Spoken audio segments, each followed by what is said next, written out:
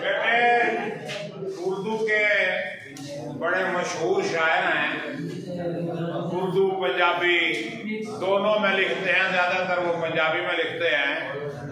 अनवर मसूद साहब फरमाते हैं, होवे पई तकसीर किसे दी, दुख पिया कोई जरदा है, और चुप हुंदी अखियां कोलों दिल जुर्माने भरदा है। तो बेटे कसूर सारा किसी और का था, भुगत आप रहे हैं, अल्लाह मालिक है।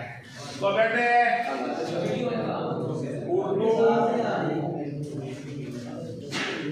सेकेंड ईयर, बेटा जान सेकेंड ईयर उर्दू का पेपर जो है ये 100 नंबर पर मुश्तमिल होगा। नोट कर लें, इसको ज्यादा बेहतर रहेगा कि जो हाथ पे हाथ रख के बैठे मेरा मुंह देख रहे हैं ना, नोट कर लें। तो बेटे उर्दू सेकेंड ईयर 100 नंबर का पेपर होगा, जिसमें 20 नंबर मारूदी, 80 नंबर इंशाइया, वक्त 3 घंटे। मारूदी के लिए 20 मिनट, इंशाइया के लिए 2 घंटे 40 मिनट। देखें बेटे, सबसे पहले मारूदी की बात करते हैं कि मारूदी में क्या क्या होगा। मारूदी में कसीरुल इंतखाबी सवालात असबाक में से 5 नंबर, यानी जो आपके सबक हैं मनाकिब उमर बिन अब्दुल अजीज से लेकर अय्यूब अब्बासी तक, इसमें से 5 कसीरुल इंतखाबी सवालात जिनको MCQs कहते हैं वो आएंगे। ये 5 नंबर के होंगे। इसके बाद मेरे बेटे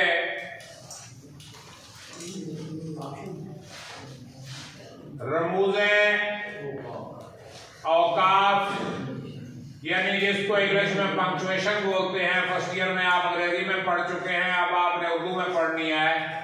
तो रमूज़े औकाफ, इसमें से 5 नंबर के कसीरुल इंतखाबी सवालात आएंगे। मुताबिकत, जमा, हरूफ का जुमलों में इस्तेमाल। बेटा जी ये भी 5 नंबर के आएंगे। और मसादिर का बतौर इमदादी फेल जुमलों में इस्तेमाल, ये भी 5 नंबर का होगा। और नोट, हिस्सा, मारूदी, MCQs यानी कसीरुल इंतखाबी सवालात पर मुश्तमिल होगा और उसके जवाबात बबल शीट पर देने होंगे। देखें बेटे, आपका जो आंसर शीट है फर्स्ट ईयर में भी आपने दिया है, 9th 10th में भी आप दे के आए हैं। तो आपके आंसर शीट का जो फर्स्ट पेज है वो बबल शीट होती है, उस पे 1 से लेके 24 तक नंबरिंग की होती है और हर नंबर के बाद ABCD नाम के 4 दायरे होते हैं। तो आपने सवाल के मुताबिक वो दायरा भरना है। मसलन पहले सवाल का जवाब B है तो आपने पहले के आगे B वाला दायरा भर देना है, दूसरे का C है तो उसके आगे आपने C वाला दायरा भर देना है। इस तरह करके आपने पेपर करना है। और दायरा भरते वक्त किसी किस्म की cutting, over writing, double filling नहीं करनी, क्योंकि अगर ऐसा करेंगे तो आपका जवाब गलत समझा जाएगा। दायरा फिल करते वक्त कोई भी cutting, over writing, ink removing, double filling ये काम नहीं करना। अगर ये करेंगे तो आपको नंबर नहीं मिलेंगे। और जब दायरा फिल करना है तो ये दायरा होगा और आपने साइडों से उसकी फिलिंग शुरू करनी है। साइडों से फिलिंग करके दरमियान तक ले आएंगे। ये नहीं कि दरमियान से फिलिंग शुरू करके साइडों पे ले जाएं।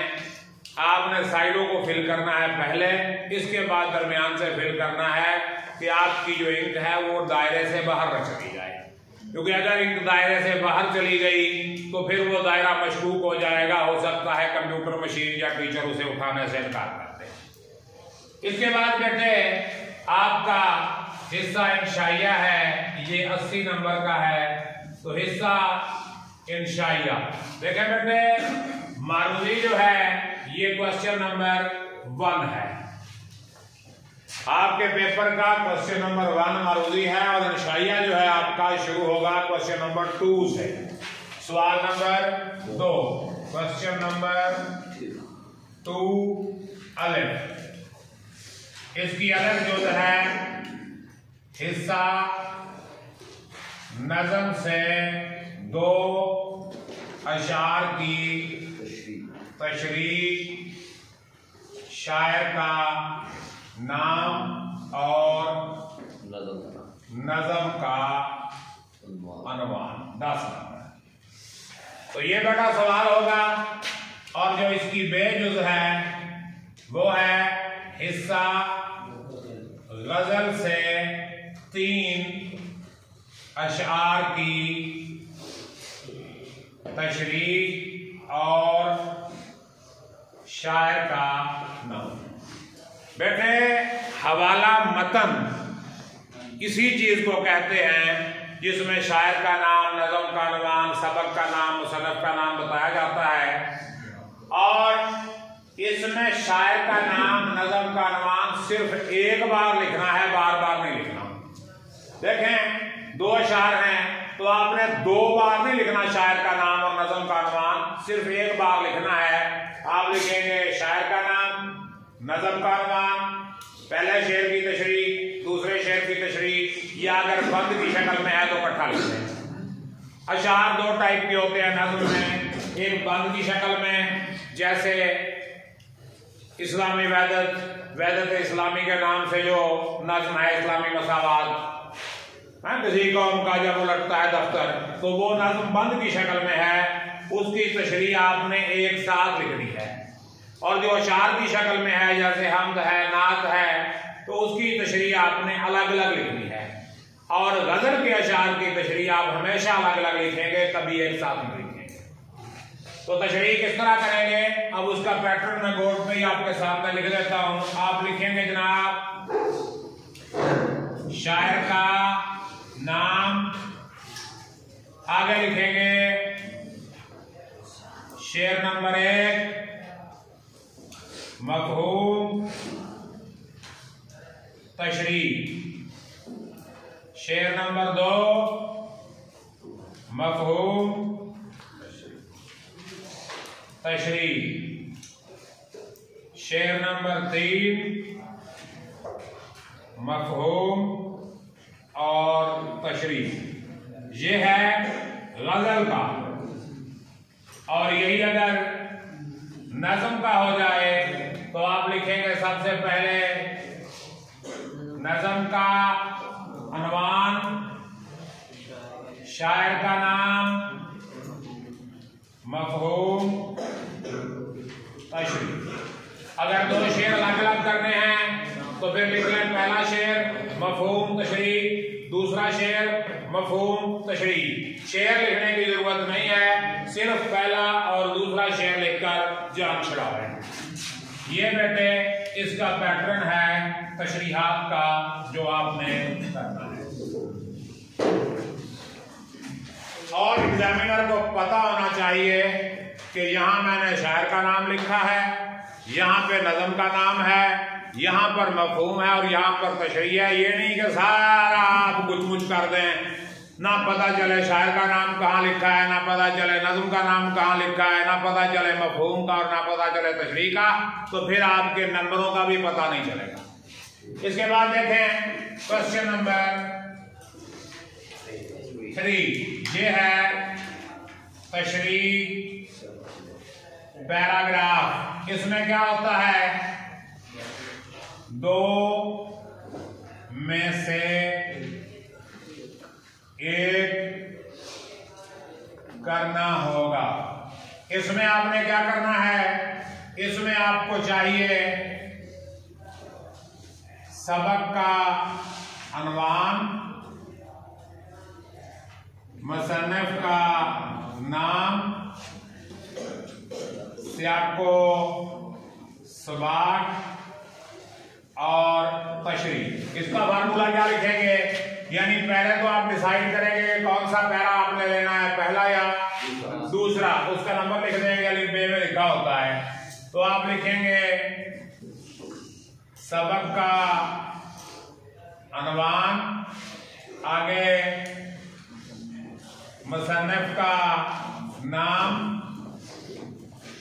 सियाको सबाक और तशरीह। सियाको सबाक के बारे में आपको पहले ही बताया जा चुका है कि मिसाली सियाको सबाक कौन सा होता है, इजमाली कौन सा होता है और कितना लिखना होता है।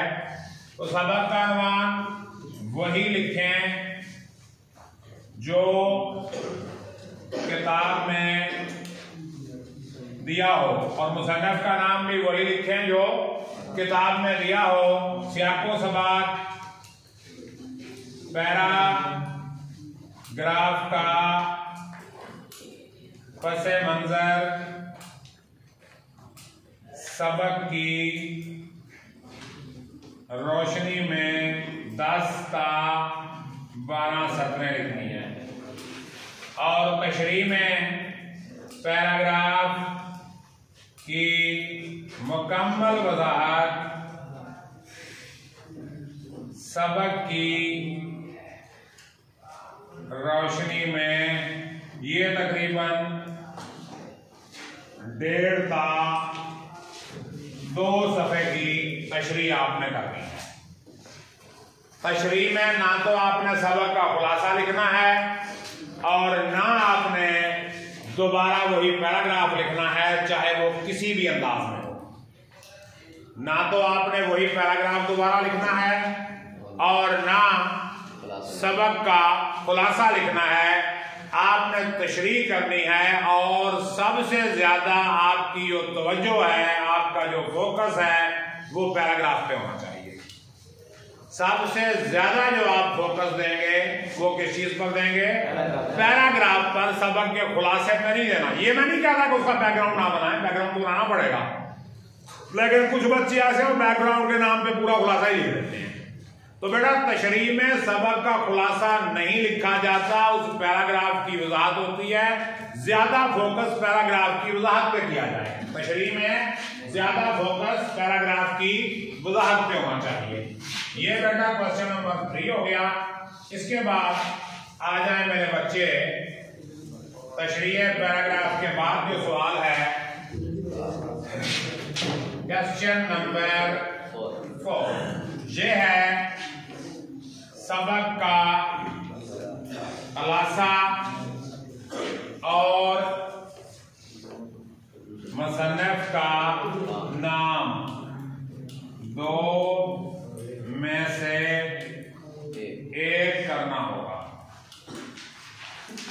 10 नंबर। ये सियाको सबाक वाला जो है ये 15 नंबर का होगा। लो बेटे 10 नंबर गजल के, 10 नंबर नज़म के, 20 और 15 35 और 10 45 नंबर यहां तक आपके हो चुके हैं। आगे क्वेश्चन नंबर 5,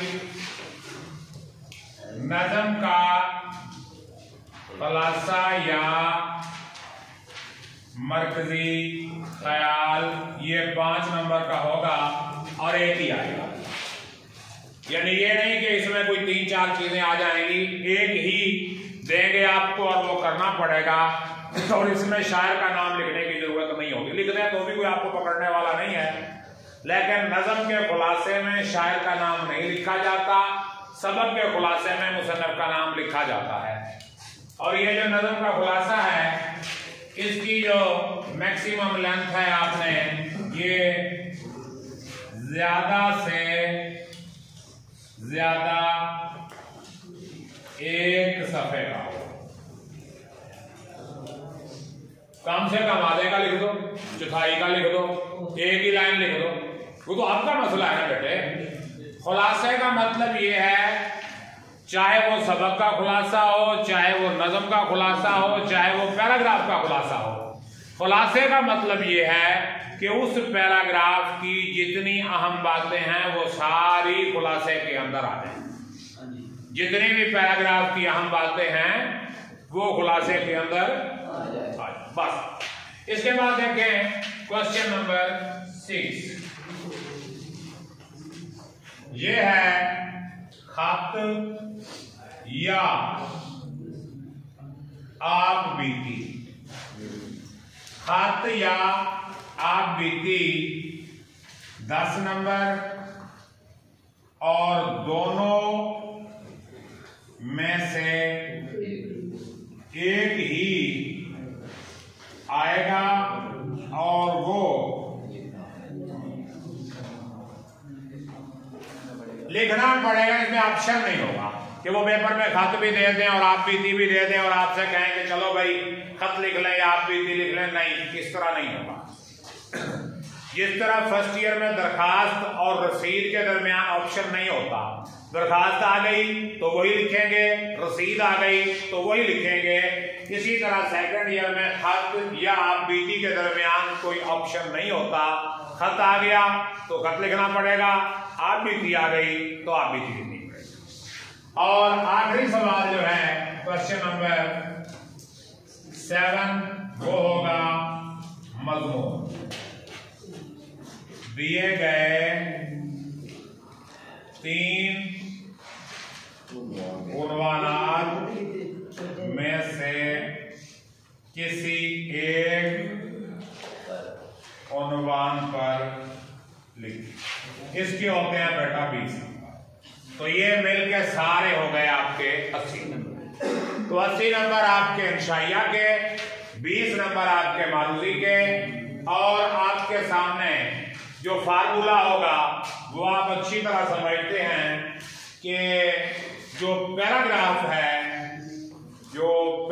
है आपका मेरे बच्चे, या जो आपका पेपर है, इसमें 2 चीजें आपने ज़हन में रखनी है। ना तो कोई सवाल छोड़ना है, ना कोई सवाल इजाफी करना है।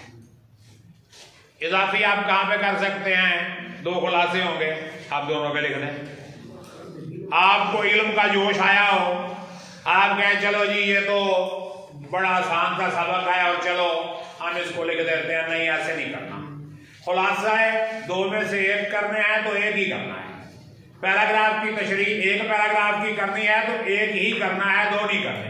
मजमून आपके सामने 3 होंगे, उनमें से 1 करना है तो 1 ही करना है।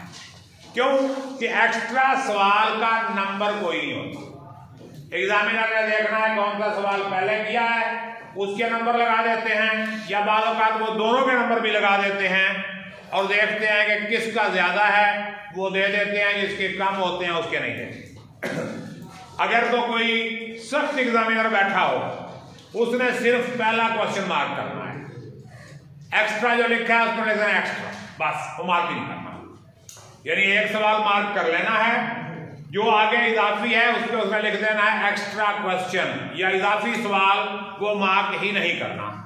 और अगर कोई बड़ा ही अच्छा एग्जामिनर बैठा हुआ तो वो दोनों सवाल मार्क कर देगा और दोनों में से जिसके नंबर ज्यादा आए वो आपको दे देगा। तो ये चीज शॉर्ट क्वेश्चन में तो काम आ सकती है, लॉन्ग क्वेश्चन में इसका कोई तुक नहीं बनता। क्योंकि शॉर्ट क्वेश्चन तो 2-3 मिनट में लिखा जाता है, वो अगर आप 2-4 एक्स्ट्रा लिख भी लेंगे तो कोई हर्ज नहीं है। लेकिन लॉन्ग क्वेश्चन में कभी एक्स्ट्रा क्वेश्चन लिखने की चवल नहीं मारते। लॉन्ग क्वेश्चन किसी भी सब्जेक्ट में हो एक्स्ट्रा नहीं करना। कोशिश तो करें कि शॉर्ट क्वेश्चन भी एक्स्ट्रा ना करें, जो आपको अच्छी तरह आते हैं वो लिखें और जान छुड़ाएं, यानी वक्त बचाएं। अगर नहीं तो आपको नहीं आपका इल्म रुकता तो आप 2-3 एक्स्ट्रा शॉर्ट क्वेश्चन में कर लें, लॉन्ग क्वेश्चन में बिल्कुल ना करें। उर्दू में शॉर्ट क्वेश्चन होते ही नहीं, इसलिए यहां पे आप कर ही नहीं सकते। उर्दू में शॉर्ट क्वेश्चन नहीं होते, वहां पे लॉन्ग क्वेश्चन होते हैं या एमसीक्यूज होते हैं, तो वही कुछ आप करेंगे, उसमें आप एक्स्ट्रा खुलासे को आप शॉर्ट क्वेश्चन को नहीं कह सकते, ना आप तशरीह वाले पैरे को शॉर्ट क्वेश्चन कह सकते हैं और ना ही आप मजमून को शॉर्ट क्वेश्चन कह सकते हैं। वो शॉर्ट क्वेश्चन होता है 2 नंबर का, 2 नंबर से जहां गेम ऊपर चली जाए वो लॉन्ग क्वेश्चन में आ जाता है, वो शॉर्ट क्वेश्चन में नहीं रहता। तो इसलिए मेरे बेटे एक्स्ट्रा सवाल उर्दू में नहीं किया जाए, बिल्कुल एक्स्ट्रा सवाल को हाथ नहीं लगाना। जो सवाल आपके सामने हैं उन्हीं को करें और जान करवाएं। और बेटे पेपर का जो टाइम है, जाहिर है वक्त महदूद होता है और पेपर में लिखने की कोई लिमिट नहीं होती, खास तौर पे तशरीह और मजमून, इसकी कोई लिमिट नहीं है। मिनिमम बता देता हूं। तो बेटे तशरीह जो है, तशरीह अशार की तशरीह, इसकी जो मिनिमम जिसको हम कह सकते हैं कि गुजारा वजारा हो गया है, वो है 1 सफ़ा। अशार की तशरीह में जो मिनिमम लिमिट है वो 1 सफ़ा है। आमतौर पर स्टूडेंट 1.5 से 2 सफ़े की लिखते हैं, आमतौर पे 1.5 से 2 सफ़े की लिखते हैं। इसमें एंड लिमिट कोई नहीं अशार की तशरीह में। आप चाहें तो 10 सफ़े की तशरीह लिख दें, 20 सफ़े की लिख दें, 50 सफ़े की लिख दें, भाई आपकी हिम्मत। वक्त देखते हुए आप जितनी मर्जी लिख लें। तो बेटे जब मैं कर रहा था ना मैं उर्दू, तब हमारे सिलेबस में गालिब की पहली गजल शामिल थी, नक्श फरियादी है किसकी शौकी है तहरीर का, कागजी है पैरहन हर पैक करे तस्वीर का। तो हमारे जो नोट्स थे ना एमए के, उनमें इस एक शेर की तशरीह प्रिंटेड 8 सफ़ों की लिखी हुई थी। इस एक शेर की तशरीह प्रिंटेड 8 सफ़े। तो प्रिंटेड को जब आप हाथ से लिखेंगे तो 1 सफ़ा 4 सफ़े के बराबर हो जाता है। प्रिंटेड 1 सफ़े को अगर आप हाथ से लिखें तो वो 1 सफ़ा 4 सफ़े में तब्दील हो जाता है, बेशक तजुर्बा करके देखें। तो वो जो थी ना गजल की एक शेर की तशरीह 8 सफ़े की, जब कोई वो पूरी तशरीह लिख दे पेपर में तो 32 सफ़े का तो पूरा पेपर होता है। वो जो आंसर शीट देते हैं 32 सफ़े की तो वो खुद होती है। तो आप 32 सफ़े की उसी शेर की तशरीह लिख दे तो बाकी पेपर कहाँ करना है। तो लिमिट कोई नहीं, लेकिन आपने अपना वक्त और अपनी हिम्मत देखनी है। अब गोटे च किन्नी की जान है, पिछे दिमाग च कितना का मटीरियल है, तो टाइम कितना। लिखते हुए सिर्फ 2-3 चीजें देखी जाती हैं। एक आपके हाथ में कितनी जान है, मोबाइल चला चला के कुछ बचा है हाथ में या नहीं बचा है, मोबाइल फोन चला चला कोई हाथ से बचे है कि कोई ना मुक गया। इसके बाद पीछे से जाहिर है कोई मटीरियल आएगा तो हाथ लिखेगा। और तीसरी बात है वक्त। इन तीनों चीजों में जितनी गुंजाइश हो आपने उतना लिखना है। तो मैं आपको बता देता हूं एक आसान सा फार्मूला कि आपके सामने मिनट है और मार्क्स हैं। मार्क्स है 80, मिनट है 160। इसको शार्ट करें तो 1 और 2 की रेशो बनती है। यूं समझ लें कि एक नंबर के लिए आपके पास 2 मिनट का वक्त मौजूद है। 10 नंबर का सवाल 20 मिनट में ओके हो और 20 नंबर का सवाल 40 मिनट में और 15 मिनट नंबर वाला 30 मिनट में ओके होना चाहिए, अगर आपने विद इन टाइम पेपर मुकम्मल करना है। सवाल छोड़ने हैं फिर तो मोस्ट वेलकम। मुझे याद है यहाँ दिसंबर टेस्ट का एक पेपर हुआ था, मैंने खुलासा दिया उसमें अकबरी की हमाकतें। एक बच्चे ने लिखना शुरू किया, फिर लिखता ही गया, फिर लिखता ही गया, 8-9 सफ़े का उसने अकबरी की हमाकतें लिख दिया। उसमें अकबरी के साथ साथ उसने अपनी हमाकतें भी लिखी। तो वो सारी हमाकतें मिला के कोई 9 सफ़े का हो गया और बाकी उसका पेपर में शायद कोई 10-12 नंबर का और पेपर उसने किया। तो जाहिर है 9 सफ़े के खुलासे से भी नंबर नहीं आए, क्योंकि खुलासे में नंबर मिलते हैं इख्तिसार के, तशरीह में नंबर मिलते हैं तफसील के। खुलासा मुख्तसर अच्छा लगता है, तशरीह तफसील से अच्छी लगती है। तो खुलासे में अगर आप तफसील लिखेंगे नंबर कट जाएंगे, तशरीह में अगर आप मुख्तसर करेंगे तो भी नंबर कट जाएंगे। तो आप जहां ज्यादा लिखना है, जैसे तशरीह और मजमून में ज्यादा लिखना है, उसके लिए आप वक्त बचाएंगे खुलासे में